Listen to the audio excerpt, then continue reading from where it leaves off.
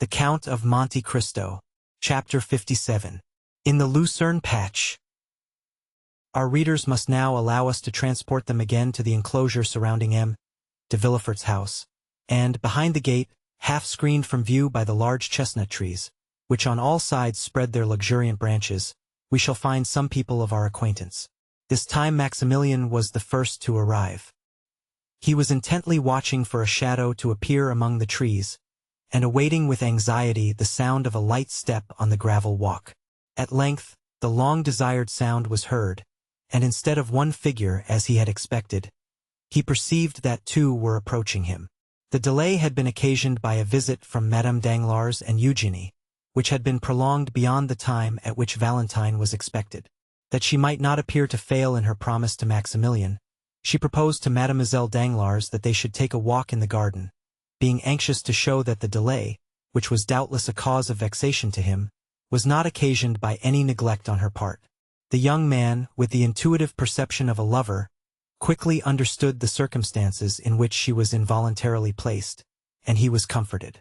Besides, although she avoided coming within speaking distance, Valentine arranged so that Maximilian could see her pass and repass, and each time she went by, she managed, unperceived by her companion, to cast an expressive look at the young man, which seemed to say, "Have patience.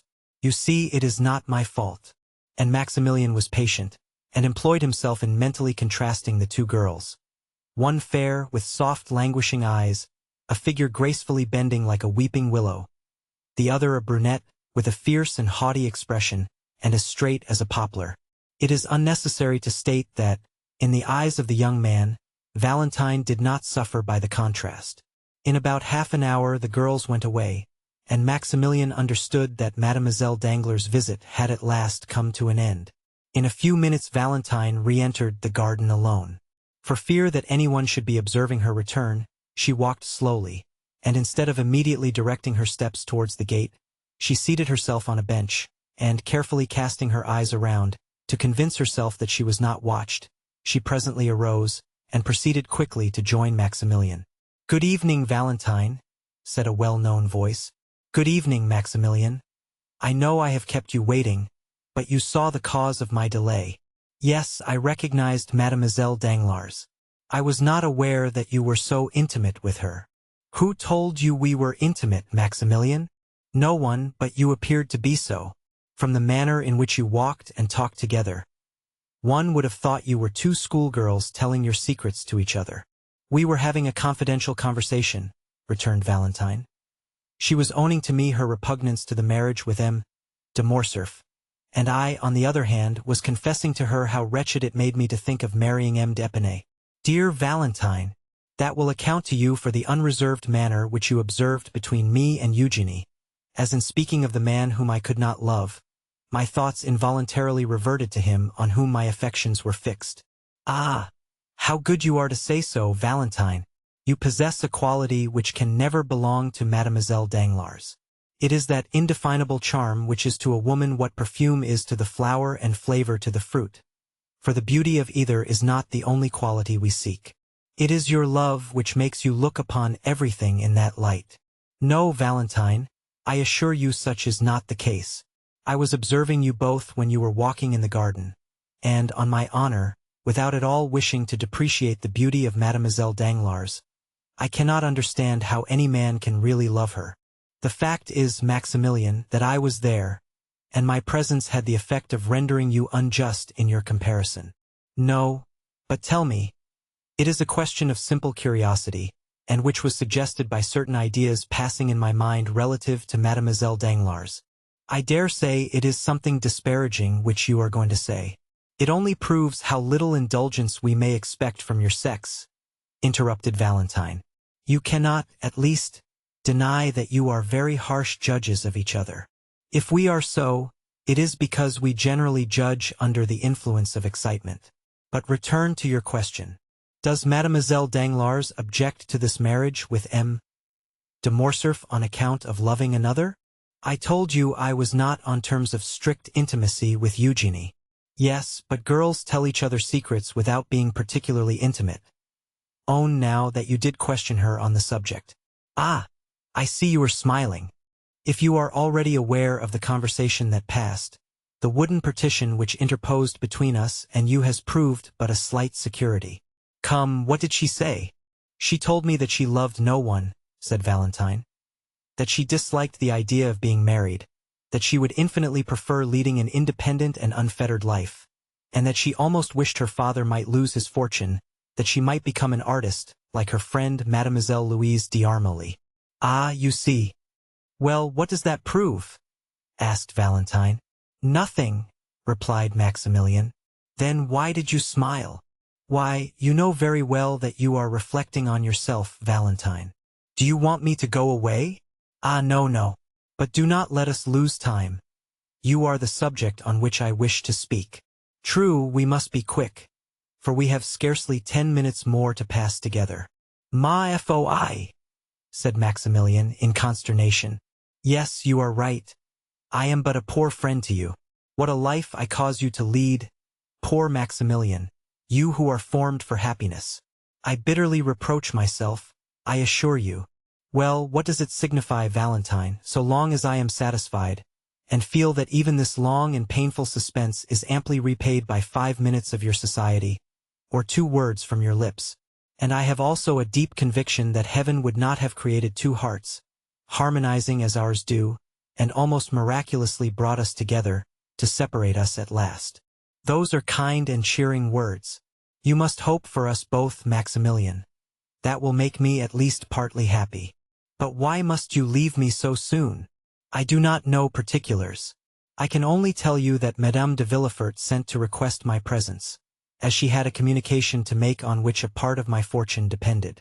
Let them take my fortune, I am already too rich, and perhaps, when they have taken it, they will leave me in peace and quietness. You would love me as much if I were poor, would you not, Maximilian? Oh, I shall always love you. What should I care for either riches or poverty, if my Valentine was near me, and I felt certain that no one could deprive me of her? But do you not fear that this communication may relate to your marriage? I do not think that is the case. However it may be, Valentine, you must not be alarmed. I assure you that, as long as I live, I shall never love anyone else. Do you think to reassure me when you say that, Maximilian? Pardon me, you are right. I am a brute. But I was going to tell you that I met M. de Morcerf the other day. Well, Monsieur Franz is his friend, you know. What then? Monsieur de Morcerf has received a letter from Franz, announcing his immediate return. Valentine turned pale, and leaned her hand against the gate. Ah, heavens, if it were that! But no, the communication would not come through Madame de Villefort. Why not? Because, I scarcely know why, but it has appeared as if Madame de Villefort secretly objected to the marriage, although she did not choose openly to oppose it. Is it so? Then I feel as if I could adore Madame de Villefort. Do not be in such a hurry to do that, said Valentine with a sad smile. If she objects to your marrying M. d'Épinay, she would be all the more likely to listen to any other proposition. No, Maximilian, it is not suitors to which Madame de Villefort objects. It is marriage itself. Marriage? If she dislikes that so much, why did she ever marry herself? You do not understand me, Maximilian. About a year ago I talked of retiring to a convent. Madame de Villefort, in spite of all the remarks which she considered it her duty to make, secretly approved of the proposition. My father consented to it at her instigation, and it was only on account of my poor grandfather that I finally abandoned the project. You can form no idea of the expression of that old man's eye when he looks at me, the only person in the world whom he loves, and, I had almost said, by whom he is beloved in return. When he learned my resolution, I shall never forget the reproachful look which he cast on me, and the tears of utter despair which chased each other down his lifeless cheeks. Ah, Maximilian, I experienced, at that moment, such remorse for my intention, that, throwing myself at his feet, I exclaimed, "Forgive me, pray forgive me, my dear grandfather. They may do what they will with me, I will never leave you." When I had ceased speaking, he thankfully raised his eyes to heaven, but without uttering a word. Ah, Maximilian, I may have much to suffer, but I feel as if my grandfather's look at that moment would more than compensate for all. Dear Valentine, you are a perfect angel, and I am sure I do not know what I, sabering right and left among the Bedouins, can have done to merit your being revealed to me, unless, indeed, heaven took into consideration the fact that the victims of my sword were infidels. But tell me what interest Madame de Villefort can have in your remaining unmarried. Did I not tell you just now that I was rich, Maximilian, too rich? I possess nearly 50,000 livres in right of my mother. My grandfather and my grandmother, the Marquis and Marquise de Saint-Méran, will leave me as much, and M. Noirtier evidently intends making me his heir. My brother Edward, who inherits nothing from his mother, will, therefore, be poor in comparison with me. Now, if I had taken the veil, all this fortune would have descended to my father, and, in reversion, to his son. Ah! How strange it seems that such a young and beautiful woman should be so avaricious. It is not for herself that she is so, but for her son, and what you regard as a vice becomes almost a virtue when looked at in the light of maternal love. But could you not compromise matters, and give up a portion of your fortune to her son?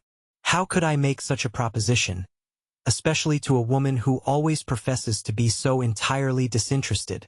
Valentine, I have always regarded our love in the light of something sacred. Consequently, I have covered it with the veil of respect, and hid it in the innermost recesses of my soul. No human being, not even my sister, is aware of its existence.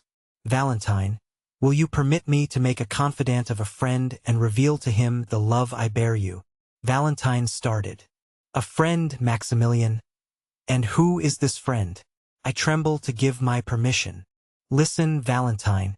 Have you never experienced for anyone that sudden and irresistible sympathy which made you feel as if the object of it had been your old and familiar friend, though, in reality, it was the first time you had ever met? Nay, further, have you never endeavored to recall the time, place, and circumstances of your former intercourse, and failing in this attempt, have almost believed that your spirits must have held converse with each other in some state of being anterior to the present, and that you are only now occupied in a reminiscence of the past? Yes. Well, that is precisely the feeling which I experienced when I first saw that extraordinary man. Extraordinary, did you say? Yes. You have known him for some time, then? Scarcely longer than 8 or 10 days. And do you call a man your friend whom you have only known for 8 or 10 days? Ah, Maximilian, I had hoped you set a higher value on the title of friend. Your logic is most powerful, Valentine, but say what you will, I can never renounce the sentiment which has instinctively taken possession of my mind. I feel as if it were ordained that this man should be associated with all the good which the future may have in store for me, and sometimes it really seems as if his eye was able to see what was to come, and his hand endowed with the power of directing events according to his own will. He must be a prophet, then, said Valentine, smiling. Indeed, said Maximilian, I have often been almost tempted to attribute to him the gift of prophecy. At all events, he has a wonderful power of foretelling any future good. Ah, said Valentine in a mournful tone, do let me see this man, Maximilian. He may tell me whether I shall ever be loved sufficiently to make amends for all I have suffered. My poor girl, you know him already. I know him. Yes. It was he who saved the life of your stepmother and her son. The Count of Monte Cristo? The same. Ah, cried Valentine. He is too much the friend of Madame de Villefort ever to be mine. The friend of Madame de Villefort. It cannot be. Surely, Valentine, you are mistaken? No, indeed, I am not. For I assure you, his power over our household is almost unlimited. Courted by my stepmother, who regards him as the epitome of human wisdom.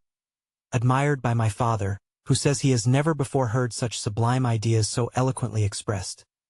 Idolized by Edward, who, notwithstanding his fear of the Count's large black eyes, runs to meet him the moment he arrives, and opens his hand, in which he is sure to find some delightful present. M. de Monte Cristo appears to exert a mysterious and almost uncontrollable influence over all the members of our family. If such be the case, my dear Valentine, you must yourself have felt, or at all events will soon feel, the effects of his presence. He meets Albert de Morcerf in Italy. It is to rescue him from the hands of the banditti. He introduces himself to Madame Danglars. It is that he may give her a royal present. Your stepmother and her son pass before his door, It is that his Nubian may save them from destruction. This man evidently possesses the power of influencing events, both as regards men and things. I never saw more simple tastes united to greater magnificence. His smile is so sweet when he addresses me, that I forget it ever can be bitter to others. Ah, Valentine, tell me, if he ever looked on you with one of those sweet smiles? If so, depend on it, you will be happy. Me? Said the young girl. He never even glances at me. On the contrary, if I accidentally cross his path, he appears rather to avoid me. Ah, he is not generous, neither does he possess that supernatural penetration which you attribute to him, for if he did, he would have perceived that I was unhappy, and if he had been generous, seeing me sad and solitary, he would have used his influence to my advantage, and since, as you say, he resembles the sun, he would have warmed my heart with one of his life-giving rays. You say he loves you, Maximilian. How do you know that he does? All would pay deference to an officer like you, with a fierce mustache and a long saber, but they think they may crush a poor weeping girl with impunity. Ah, Valentine, I assure you you are mistaken. If it were otherwise, if he treated me diplomatically, that is to say, like a man who wishes, by some means or other, to obtain a footing in the house, so that he may ultimately gain the power of dictating to its occupants, he would, if it had been but once, have honored me with the smile which you extol so loudly. But no, he saw that I was unhappy, he understood that I could be of no use to him, and therefore paid no attention to me whatever. Who knows but that, in order to please Madame de Villefort and my father, he may not persecute me by every means in his power. It is not just that he should despise me so, without any reason.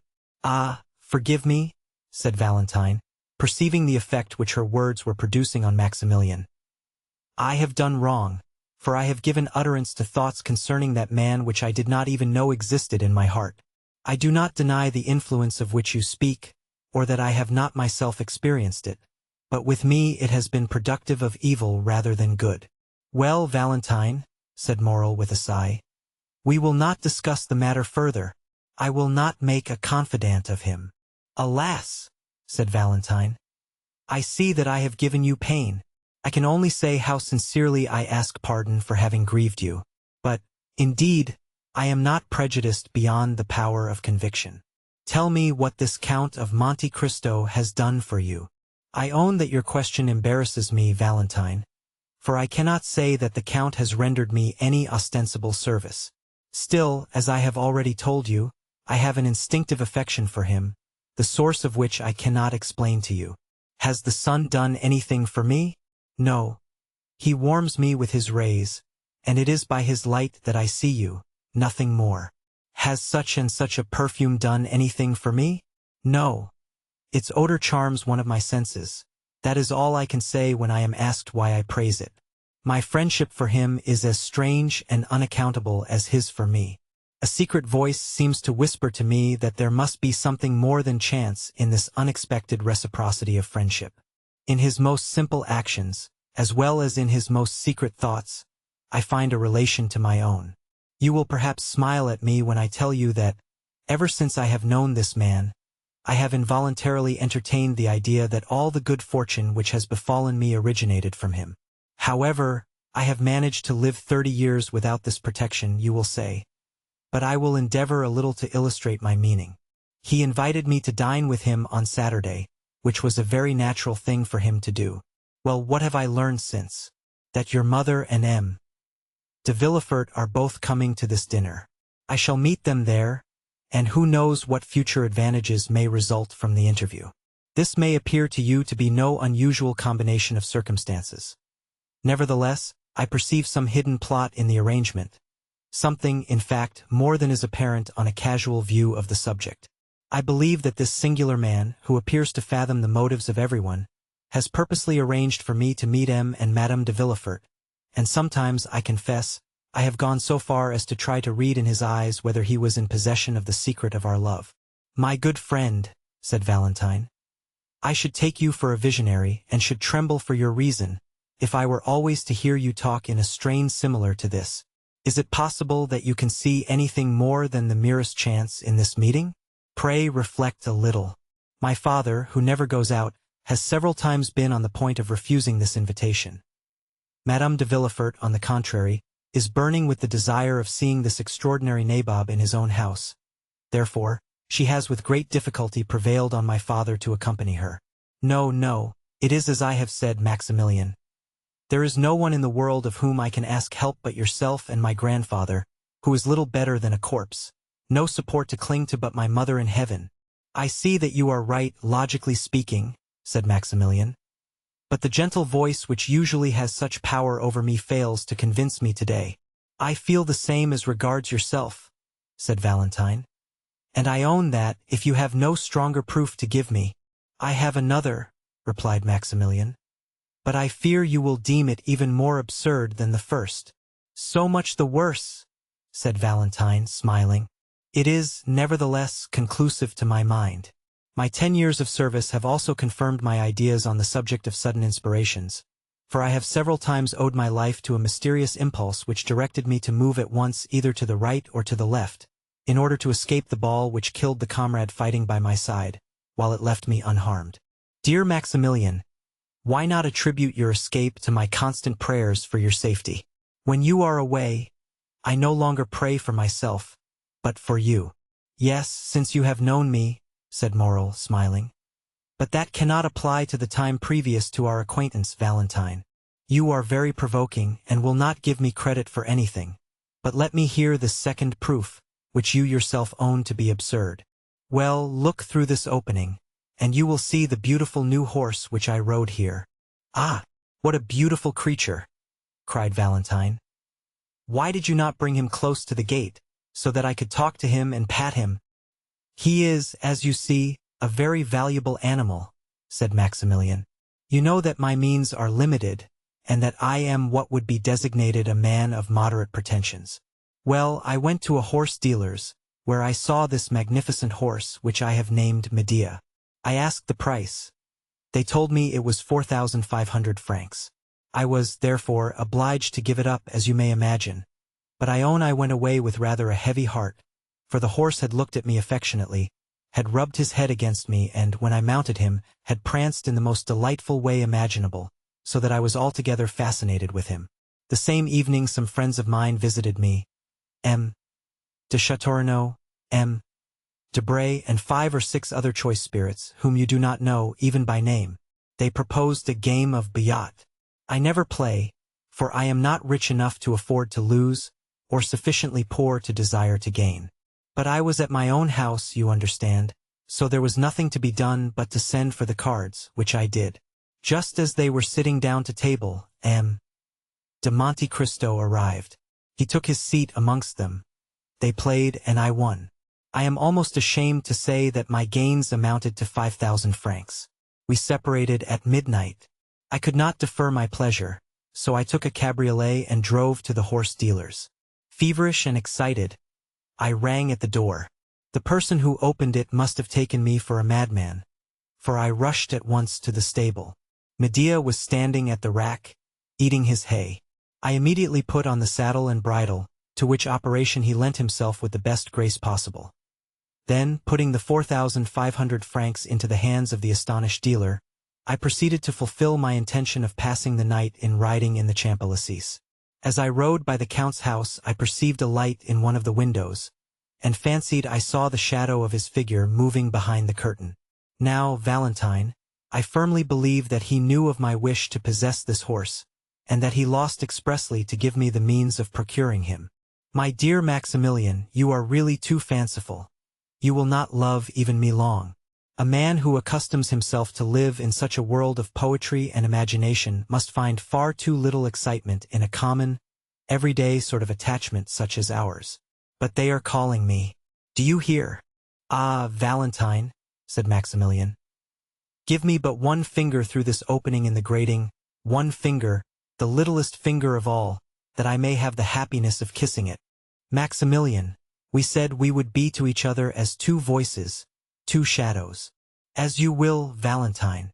Shall you be happy if I do what you wish? Oh, yes.